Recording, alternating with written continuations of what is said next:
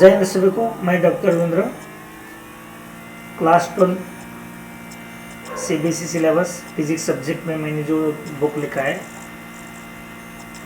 उसका 6th paper अभी हम डिस्कस करेंगे। 6th पेपर का पार्ट फर्स्ट में ऑलरेडी वीडियो बनाया और वीडियो मास फिजिक्स यूट्यूब चैनल पे अपलोड किया है, आप लोग उधर से देख सकते हैं।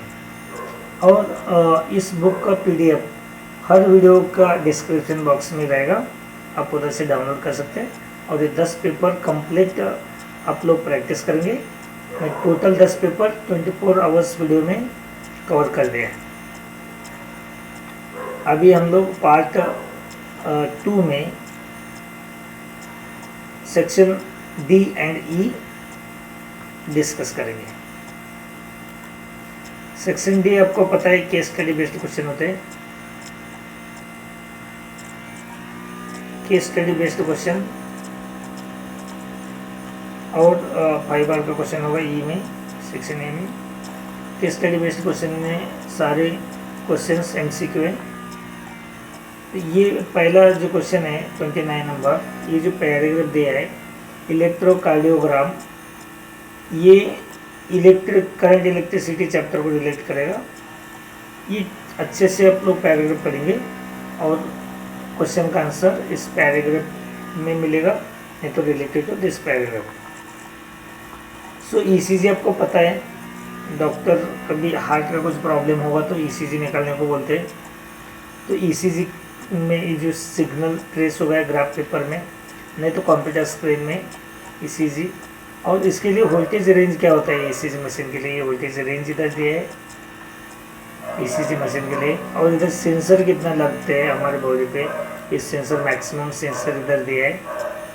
तो और ये ईसीजी किस कौन सा प्रिंसिपल पे काम करता है, तो ये इनका सारे का आंसर आप लोग लिखेंगे ये पैराग्राफ पढ़ के। मैं पैराग्राफ नहीं पढ़ूंगा तो इधर टाइम वेस्ट करने से ये कम टाइम में मुझे पूरा वीडियो बनाना है। सो पहला क्वेश्चन है what principle does an ECG work on. ECG मतलब इधर लिखा है, ईसीजी का फुल फॉर्म है इलेक्ट्रोकार्डियोग्राम। तो ये कौन से किस प्रिंसिपल पे काम कर रहे हैं, magnetic resonance, ultrasound imaging, electrical conductivity and ये आप लोग ध्यान रखना है इसमें कि ये पूरा इलेक्ट्रिक सिग्नल के ऊपर काम कर रहे हैं। तो इधर मैग्नेट का कोई संबंध ही नहीं है इस मशीन में। ये अगर फोटो भी देख लिया तो आपको समझ में आएगा इसका आंसर। इधर आपको कहीं दिखाई नहीं दे रहा है इलेक्ट्रिक कंडक्टिविटी, ये इलेक्ट्रिकल सिग्नल है, ये ध्यान में रखना। तो इसका आंसर होगा register A C, electrical conductivity. What is the typical voltage range of the electric current generated by the contracting muscle during an ECG. तो ये रेंज है 1 millivolt to 5 millivolt. How is the information recorded during an ECG typically displayed. इसका answer है on paper और monitor में E wave के form में होगा। What does the electrodes in the ECG record, electrical signal in the heart. How many sensor or electrodes are typically used during an ECG. तो ये maximum up to 12 electrodes use किया जाता है, sensor use किया जाता है। तो second paragraph है केस बेस्ड स्टडी क्वेश्चन।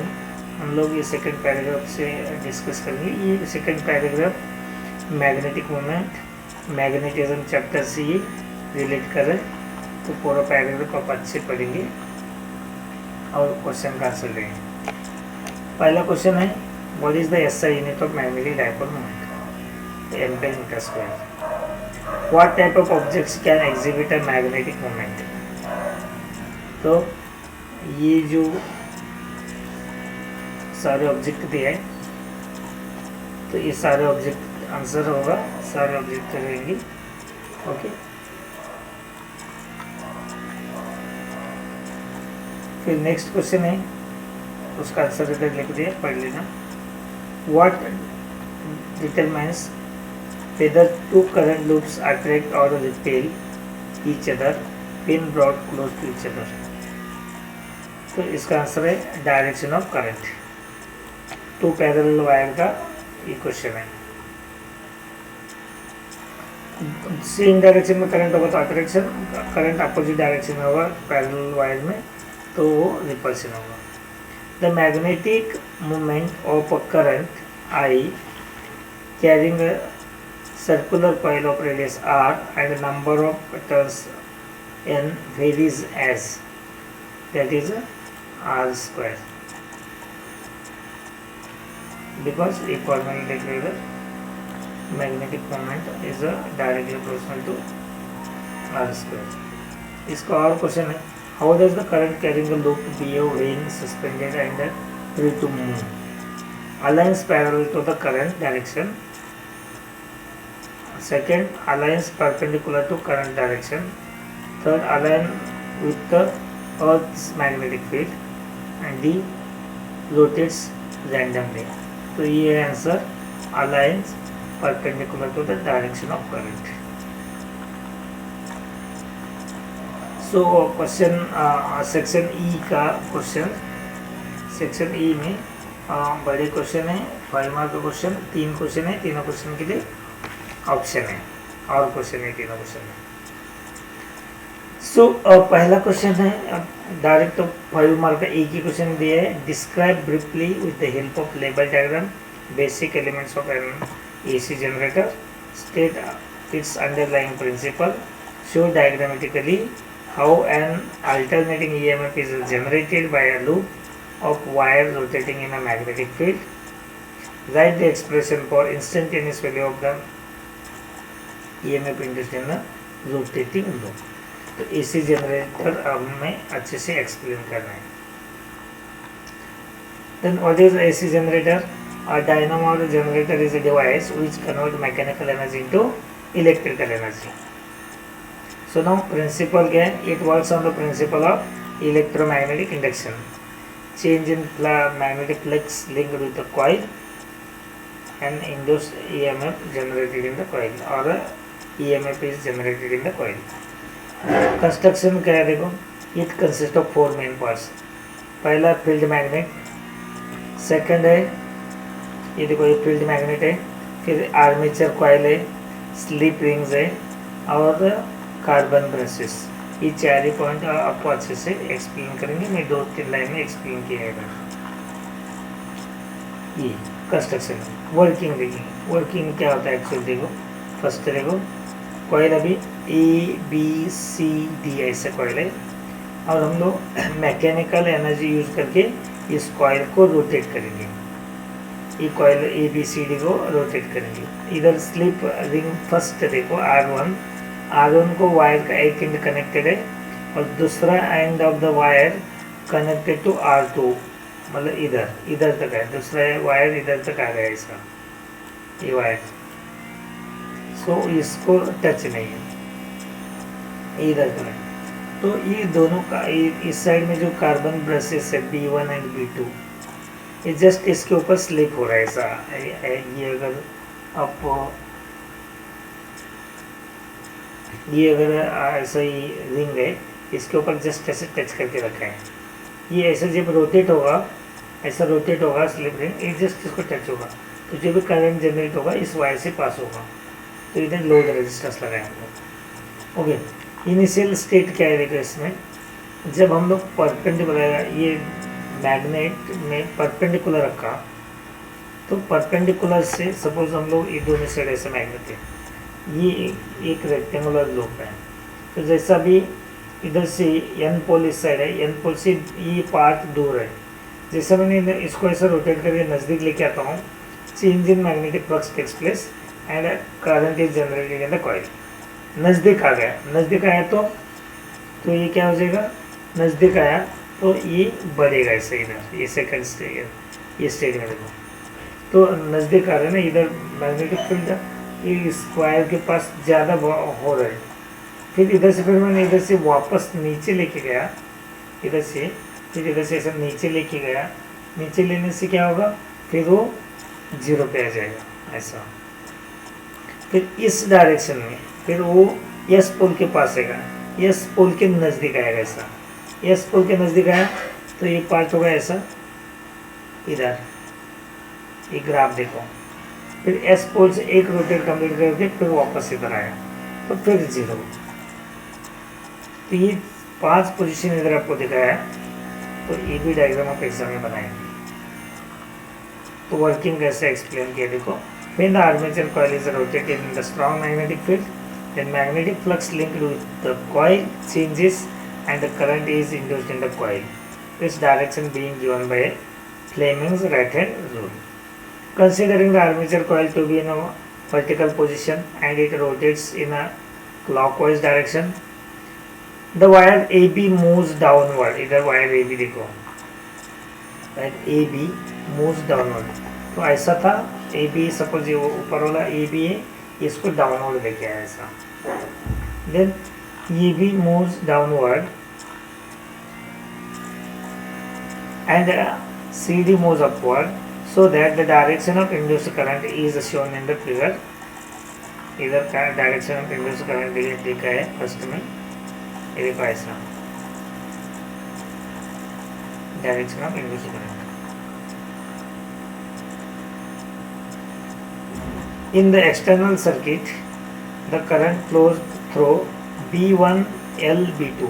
उस टाइम में करंट का कैसे फ्लो होगा, B1 L B2 इधर से करंट फ्लो होगा फर्स्ट हाफ में। देन नेक्स्ट हाफ में क्या होगा, then the direction of current remains unchanged during the first half turn of the armature. During the second half revolution, the wire AB moves upward and by wire CD moves downward, so the direction of current is reversed and in external circuit current is flowing along B2 RL B1। उस second case में current इधर से ऐसा flow करेगा, इधर से ऐसा flow करेगा, एक बार ऊपर से नीचे और दूसरी बार इधर से ऐसा होगा। तो ये इसको बोलते हैं alternating current.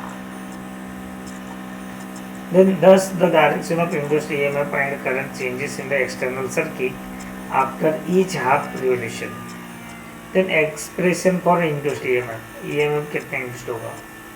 When the coil is rotated with the constant angular speed omega, the angle theta between the magnetic field B and the area vector A of the coil at any instant t is theta is equal to omega into t.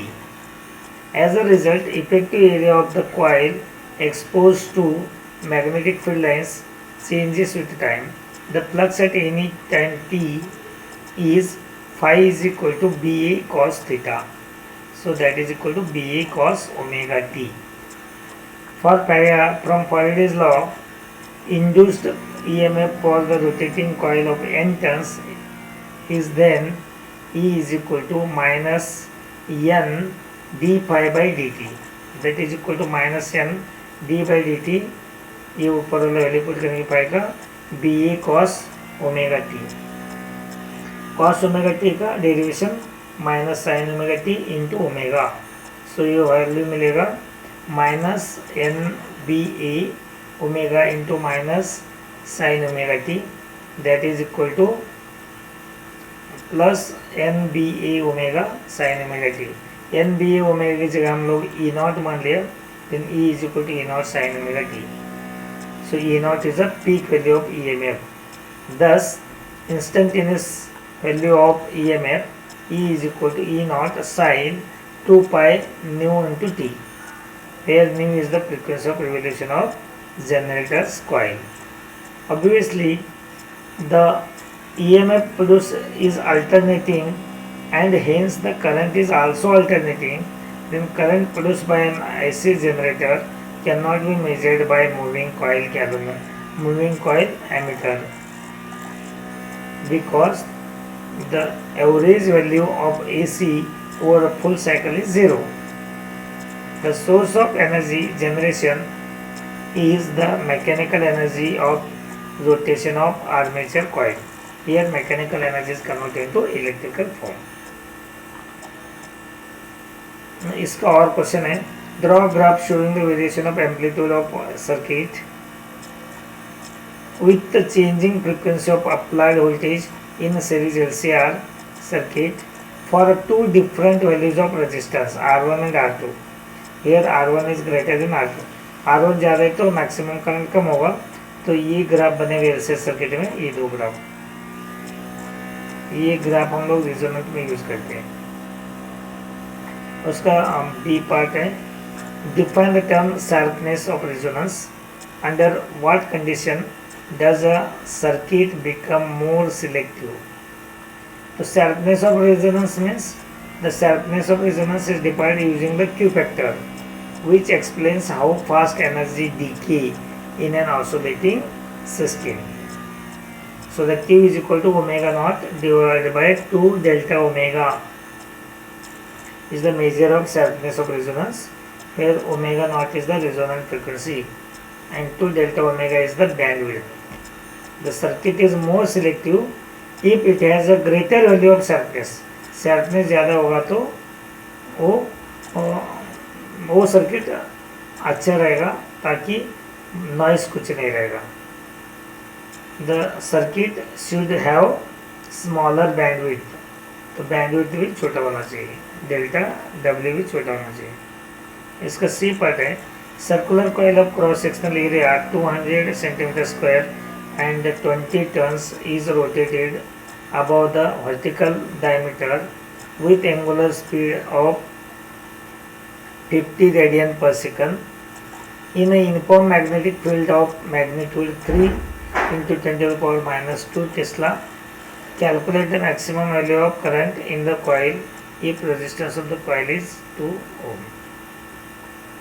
Given क्या क्या दे देखो इस question में, ये cross sectional area दी गए 200 centimetre, उसको metre में convert करो, टर्न एन दिया है 20 टर्न, ये 20 टर्न है, और इधर कॉमा बी दिया है मैग्नेटिक फील्ड और ओमेगा दिया है, ओके 50 रेडियन पर सेकंड। तो E M F induced in the coil is equal to N I N B A omega sine omega T. So N का वैल्यू पता है, B का वैल्यू पता है, ई का वैल्यू पता है, ओमेगा का वैल्यू पता है, ये सारा वैल्यू पुट करो, then maximum E M F induced is equal to this only, that is a peak voltage. The maximum value of current induced is equal to I max equal to E max upon are.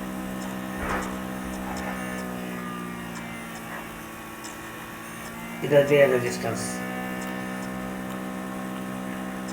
Now question number 32 का A, you are given an air field parallel plate capacitor C1.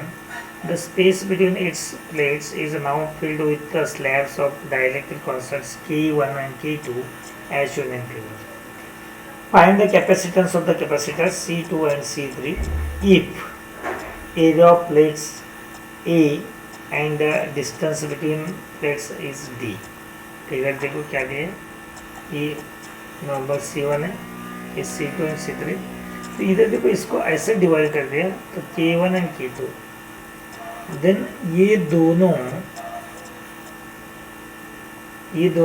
क्या दो capacitor बन जाएगा। इधर इसका capacity कितना है K1, इसका K2 है, और इधर ऐसे किया तो इधर भी ये सीरीज लगेगा और एक पैरेलल लग रहे।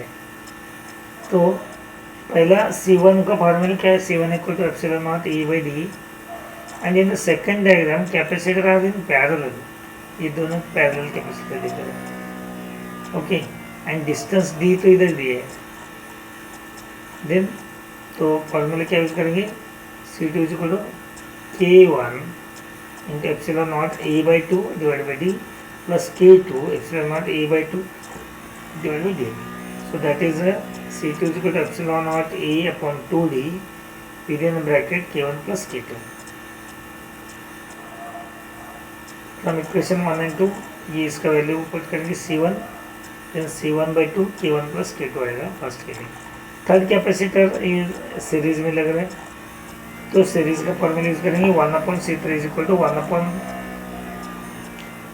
फर्स्ट का से कुछ मान लें C dash and C double dash.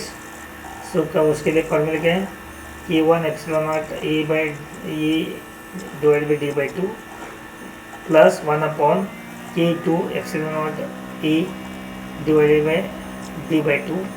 तो सिंप्लीफाई करने के बाद आपको ये वैल्यू मिलेगा C3 is equal to 2 epsilon naught E divide by D K1 K2 upon K1 plus K2। So ये आएगा C3 is equal to C1 into 2 K1 K2 upon K1 plus K2। Find the equivalent capacitance in the circuit between A and B.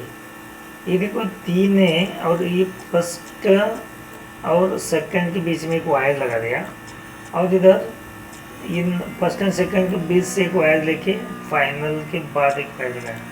तो ऐसा जब diagram आते हैं ये याद रखना ये तीनों कैपेसिटर कैसा है, तीनों कैपेसिटर पैरेलल में। आपको लग रहा है ऐसे सीरीज में नहीं है, तीनों कैपेसिटर पैरेलल के। पैरेलल का फॉर्मूला यूज करना है C1 plus C2 plus C3। Confuse नहीं होना है, रेजिस्टेंस का जो पैरेलल है इधर इसका सीरीज का है। ओके, ऐसा उल्टा है। रेजिस्टेंस में हम लोग क्या करते हैं R1 प्लस R2 सीरीज में यूज करते हैं, पैरेलल में 1/R1 प्लस 1/R2 यूज करते हैं। कैपेसिटेंस में सीरीज में होगा 1/C1 plus 1/C2 and parallel में होगा C1 प्लस C2। वो फॉर्मूला यूज करें। नेक्स्ट है explain briefly using a proper diagram difference in the behaviour of conductor and dielectric in presence of external electric field. ये तो diagram दिए दोनों, conductor in external electric field ऐसे दिखेगा और dielectric in external electric field. Okay, so now in conductor there are 3 charge carriers. When an external electric field is applied on it, then all free electrons move in the opposite direction of the external electric field and induce an electric field of same strength in the opposite direction. So the net electric field inside the conductor becomes 0. तो dielectric में क्या होता है देखो, in dielectric there are no free charge carriers. A dipole moment is induced in the molecules of the dielectric on application of external electric field. The induced opposing field is not strong enough to completely cancel the external electric field। जो induce हुआ है वो external field इतना strong नहीं ताकि उसको cancel करे। Hence reduced value of electric field exist inside the material of a dielectric. इसका बी पार्ट है डिफाइन द टर्म पोलराइजेशन, इसका रिलेटेड है of dielectric and write an expression for a linear isotropic dielectric in terms of electric field. इसका answer है the net dipole moment developed per unit volume in the presence of external electric field is called as a polarization. The net dipole moment developed per unit volume in presence of external electric field is called as a polarization vector. उसका equation है P bar is equal to the magnetic dipole moment is equal to E bar into chi, that is called as a electric susceptibility. Write the difference between bond and free charges. Bond charge and free charges से last year से introduce किया syllabus में। Free charges क्या होता है? The free charges are those charges which are not bound to an atom or a molecule and are free to move arbitrarily in metal, lattice or in ionic solutions. The free charges are responsible for the current in the electrical circuit. The charges are mostly attributed to the metals, where the free charges are due to loosely bonded valence electrons which freely move in the lattice. In ionic solutions and discharge tubes, the free charges are due to free movement of ions in the solution of the tubes. Bound charges क्या देखो? The bound charges on the other hand are those which are fixed to an atom or molecule and are not free to move anywhere in the substance. These bound charges are resulted from the polarization by applying an external electric field due to dielectric material. Bond charges are created due to the polarity of dielectric and also when atom or molecules lose or gain an electron. Like in the case of metal, when this happens, the atom or molecules become electrically charged, and when these polarized molecules are subjected to external field, the bond charges become apparent.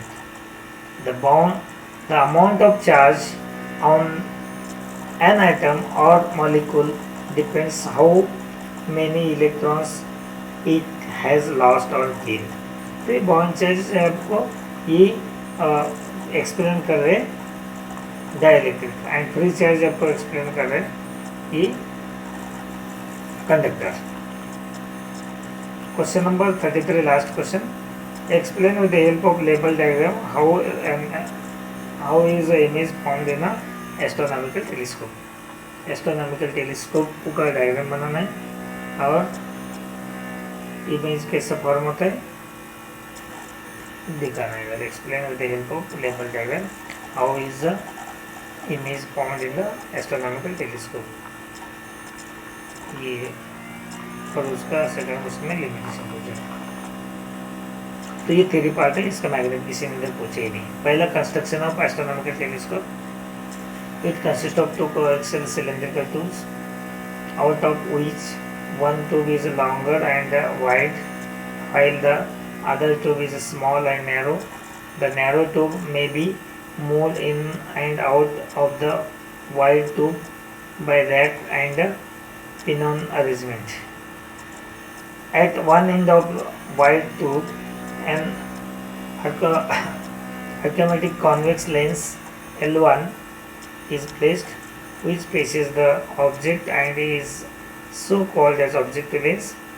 The focal length and aperture of this lens are kept large.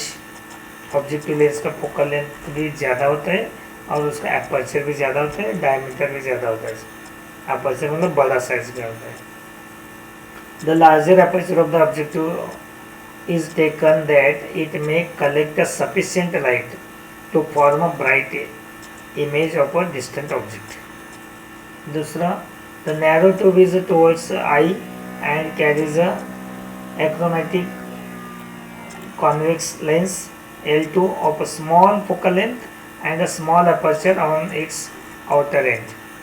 This is called as eye lens or eyepiece voltage. The small aperture of eye lens is taken so that the whole light refracted by it may reach the eye. Cross wires are fitted at a definite distance from the eye lens.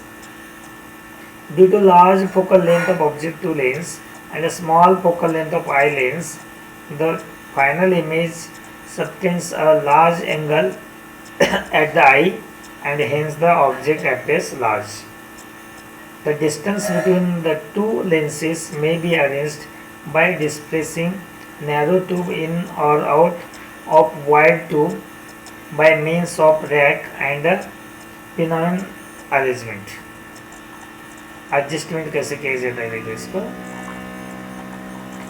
First of all, eyepiece is moved backward and forward in the narrow tube and focused on the cross wires. Then the objective lens is directed towards the object and the narrow tube is displaced in or out of wide tube until the image of the object is formed on a crosswise, and there is no parallax between the image and crosswise. In this position, a clear image of the object is seen. As the image is formed by the refraction of light through both the lenses, this telescope is called as a refracting telescope. ये diagram भी थोड़ा सा ध्यान में रखना है. कभी कभी सिर्फ एस्ट्रोनॉमिकल टेलीस्कोप और डायग्राम रहेगा when image is found at DD. अगर when image is found at infinity बोला तो ये ऐसे इधर कहीं इमेज नहीं दिखाना है, ये इमेज कहीं तो ऐसे ही पैरेलल लाइन दिखाना है, पैरेलल लाइन होना चाहिए. Then working, suppose AB is an object though whose end A is on the axis of telescope. The objective lens L1, AB ये ऑब्जेक्ट है, दूर का ऑब्जेक्ट है. Objective lens L1 forms the image A'B'. इधर A'B' image बनेगा. Objective lens इधर बनाए A'B' image. हाँ, इधर इमेज बन गया A'. Then of the object AB at its second principal focus FO, this image is real, inverted and diminished. This image A', acts as an object for the eyepiece lens L2 and lies between the first focus FE and the optical center C2 of lens L2. Therefore, eyepiece forms an image A'. ये इनका object बनेगा तो इधर ये A', ये B', ये image बनेगा and which is virtual, erect and magnified. Thus the final image A', B' of object AB formed by the telescope is magnified, inverted and lies between object 2 and eyepiece. इसका second question पूछे, write the limitation of refracting telescope and 2 important factors considered to increase the magnifying power. Reflecting, limitation of reflecting telescope. पहला क्या है, suffers from chromatic aberration. फिर second, suffers from spherical aberration, small magnifying power, small resolving power. ये limitation है. और factors के factors for increasing magnifying power, increasing focal length of objective and decreasing focal length of eyepiece. ये लिख सकते हैं. इसका और क्वेश्चन है, define power of lens. Right it's SI unit. Deduce the relation between 1/f is equal to 1/f1 plus 1/f2 for 2 thin lenses kept in contact coaxially. मतलब combination of lens का derivation करना है आपको. पहला power of lens क्या है, it is a reciprocal of focal length of a lens measured in metre लिखना है. It is a reciprocal of focal length of lens measured in metre. So P is equal to 1/f. Here f is in meter. Then SI unit is a diopter. SI unit is a diopter. Now combination of lenses. 2 lens combine किया. जब second lens नहीं होगा, first lens का image इधर बनेगा I' और ये distance होगा V'. और ये UI इसका ऑब्जेक्ट डिस्टेंस. सेकेंड लेंस का प्रेजेंस में ये बनेगा virtual image object second lens के लिए, और फाइनल इमेज इधर बनेगा, वो होगा फाइनल इमेज V पे मिलेगा, ये I. ओके. सो नाउ पहला फर्स्ट लेंस के लिए लिखेंगे formula 1/f1 is equal to 1/v' minus 1/u.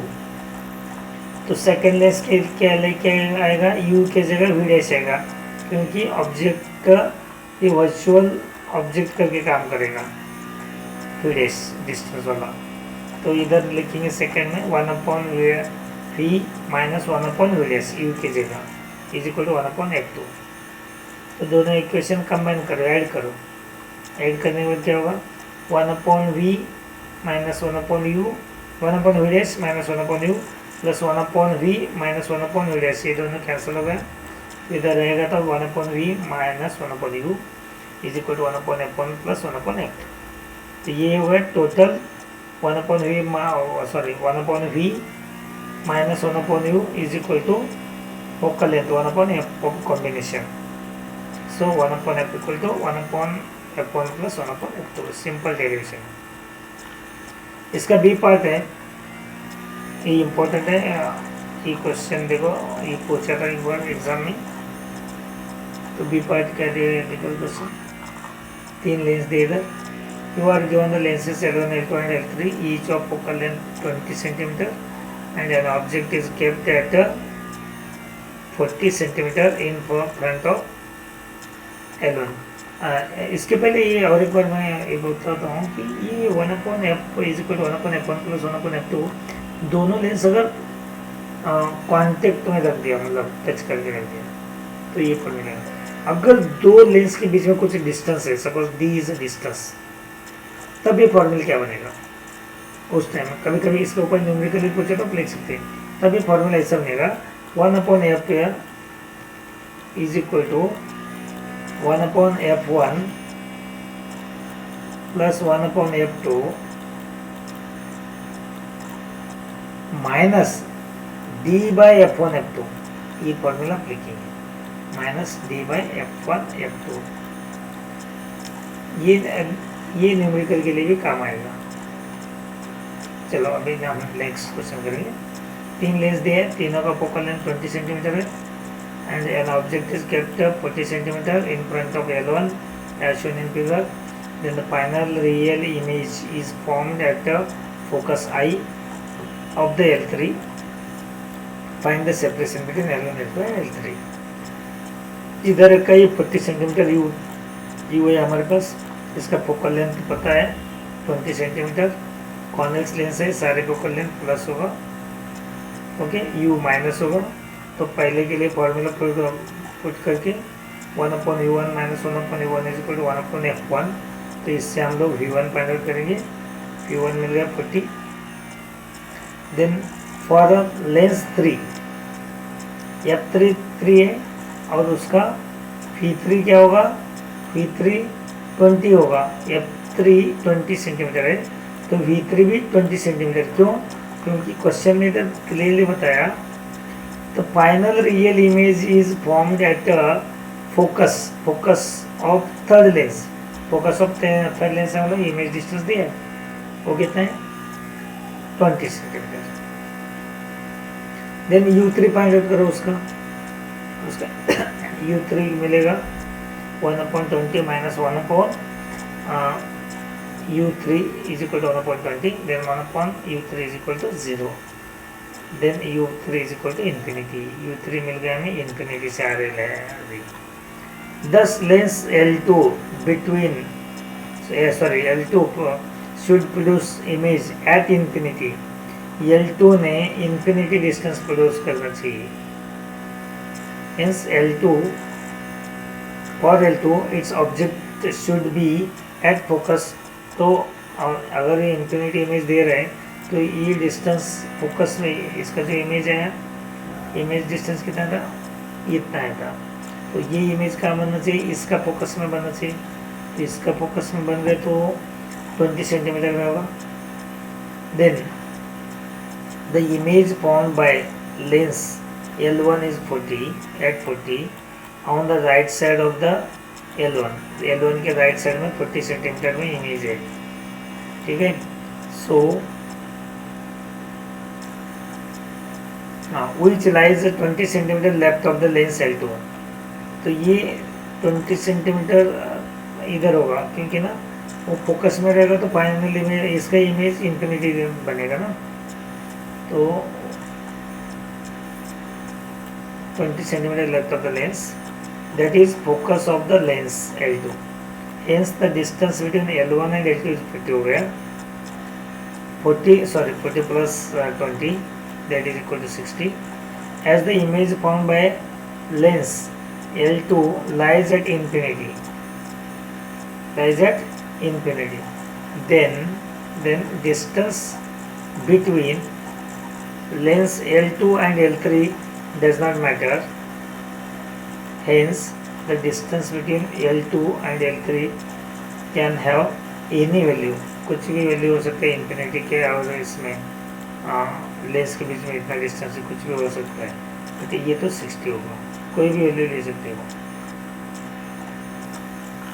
अभी हम लोग ये क्वेश्चन पेपर 6 हो गया। क्वेश्चन पेपर 7 नेक्स्ट वीडियो में मैं अपलोड करूँगा। Thank you.